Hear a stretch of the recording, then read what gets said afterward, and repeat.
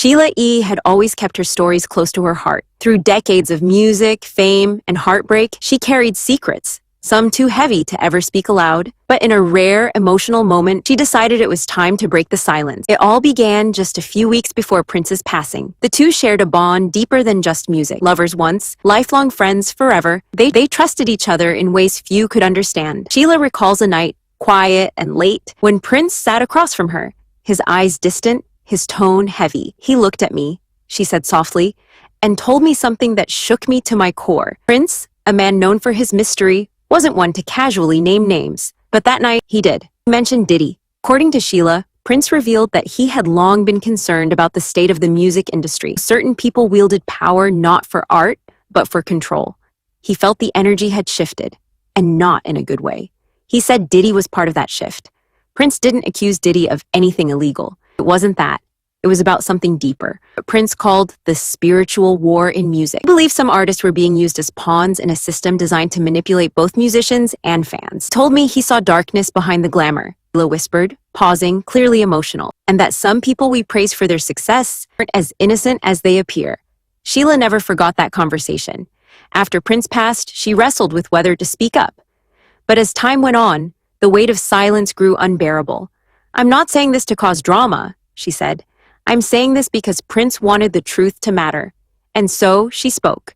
Because sometimes silence is more dangerous than the truth. Sheila E. was the last soul Prince truly confided in. And now, word on the streets is, she's finally letting the truth slip.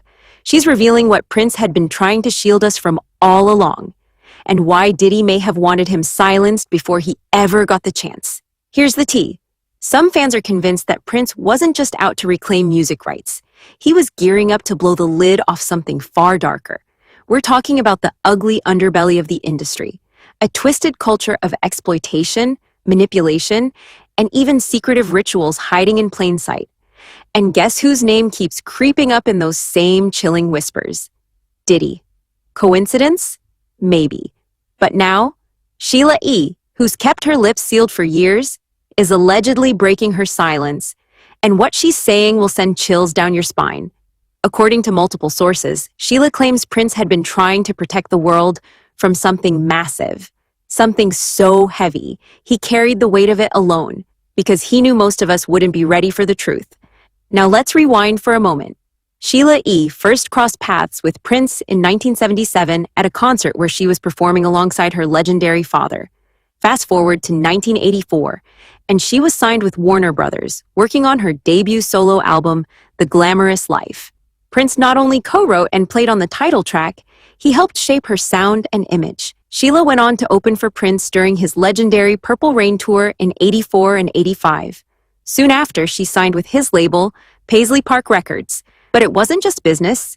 She became his musical director on the Sign of the Times and Love Sexy tours, and collaborated on countless tracks and albums throughout the '80s. She even popped up in his concert film, Sign of the Times, hit the stage with him at the Brit Awards, and toured with him again in 2007. Their connection wasn't just professional, it ran deep, deeper than fans ever imagined. There's still talk about the bond they shared, one that felt almost cosmic. During one unforgettable live performance, Prince reportedly locked eyes with her across the stage and mouthed just two words: "Marry me."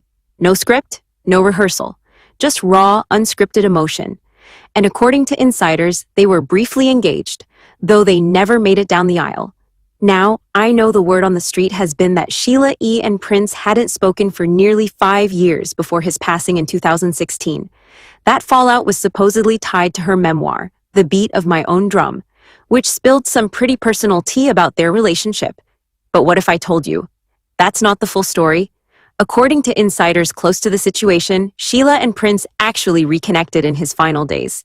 And during that time, Prince allegedly opened up, like really opened up, sharing some jaw-dropping truths about the industry, and yes, dropping Diddy's name in some of those deep, unsettling conversations.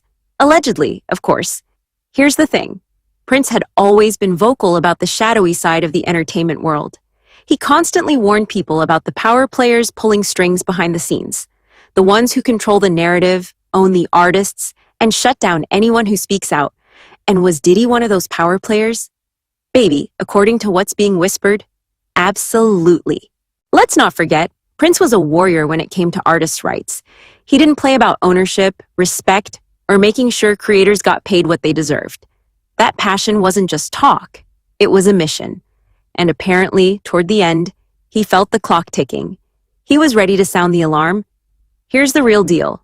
Prince signed with Warner Music back in 1977, just 18 years old and already ahead of his time. Now, while the albums he dropped between 1978 and 1981 didn't exactly set the charts on fire, Warner kept him around. Why? Because even then, Prince was a genius in the making, an artist who gave the label prestige, and they knew it. Then came 1982. Just a year after MTV hit the scene, Prince dropped new heat that catapulted him into the US top 10 for the first time. He wasn't just releasing music, he was crafting a movement.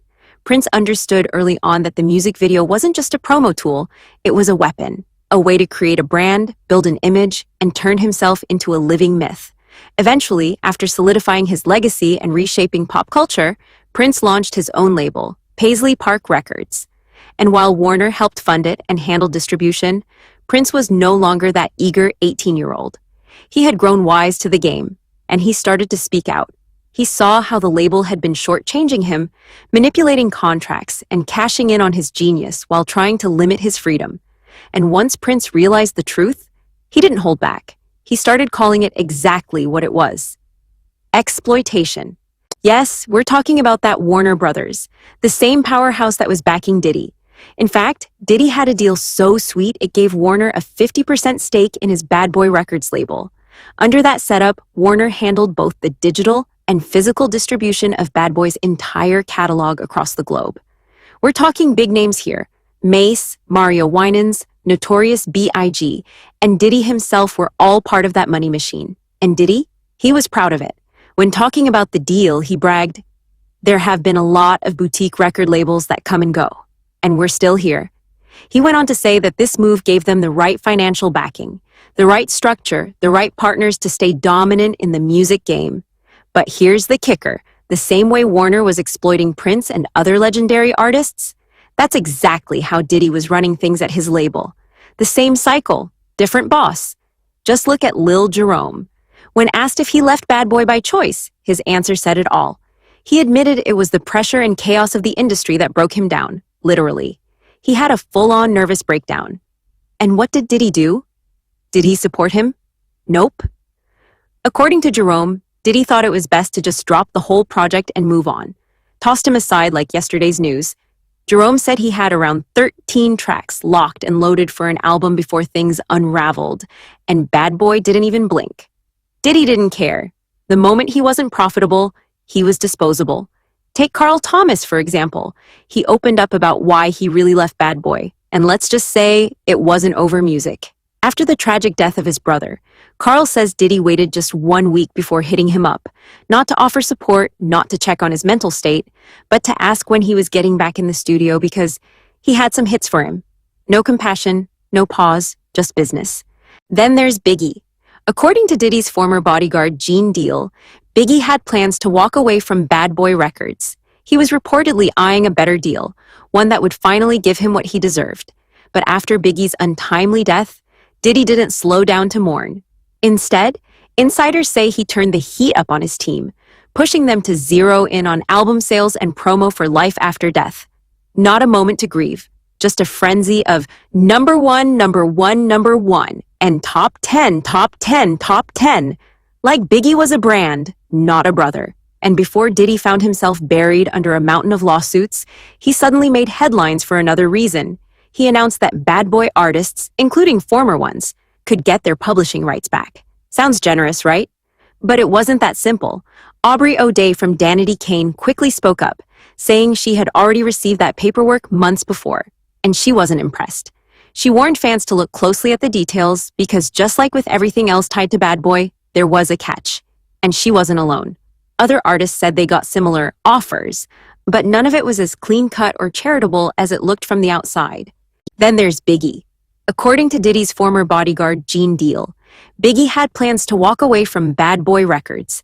He was reportedly eyeing a better deal, one that would finally give him what he deserved.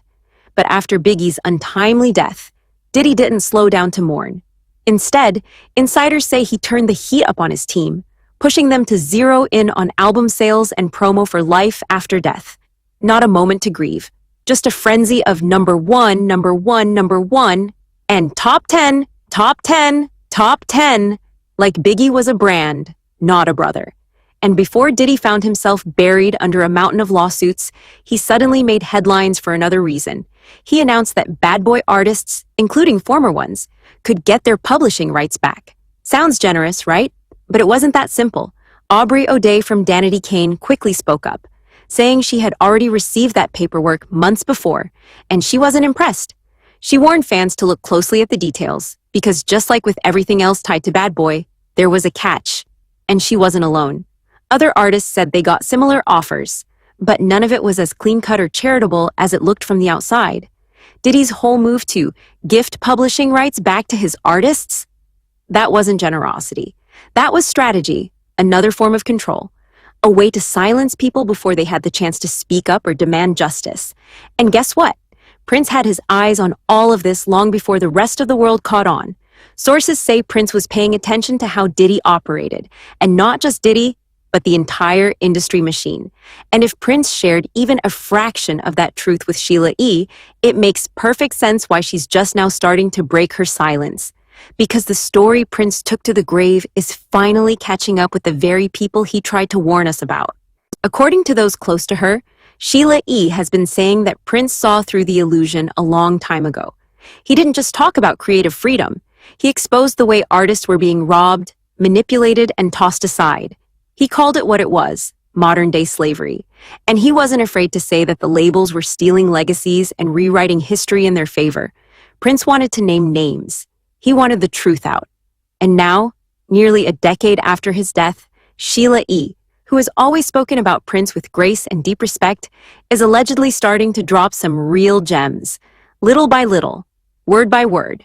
She's hinting that Prince carried a burden most of us could never understand, one that weighed on him heavily. He confided in her, not just about his battles, but about what he believed was coming. Prince wasn't just fighting to own his masters.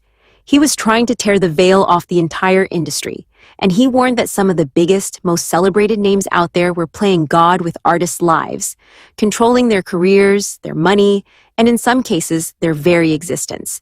And now, with everything blowing up in the music world, especially all the heat around Diddy's legal battles, people are starting to put the pieces together. It's chilling to think that Prince knew his time was running out just days before he passed. He even shared a picture of himself online with a message that's since been deleted, something like a warning, telling us, just when you thought you were safe. At his final public appearance, a party at Paisley Park just after his treatment and only days before his death, Prince reportedly told everyone there, "Wait a few days before you waste any prayers," like he was already bracing for the worst. And sure enough, just like he predicted, Prince died at 57. Found unresponsive at his Minnesota estate, the official cause was ruled an accidental fentanyl overdose, after unknowingly taking counterfeit Vicodin laced with a deadly synthetic opioid. But here's the kicker. Even Sheila E. says that explanation never added up. Something about it just didn't make sense to her. And given everything Prince was battling behind the scenes, maybe there's a lot more to this story than what the headlines ever showed us. So we gotta ask, was Prince's death just a heartbreaking end to a legendary life? Or is there something way deeper lurking beneath the surface? Is Sheila E. finally ready to drop the truth bomb that's been locked up all these years? And just how far down the rabbit hole does the whole Diddy connection really go? I want to hear your thoughts. Are we just chasing shadows, connecting dots that were never meant to be connected? Or is there a hidden truth staring us right in the face, waiting to be exposed? Drop your take in the comments. Let's get this conversation started.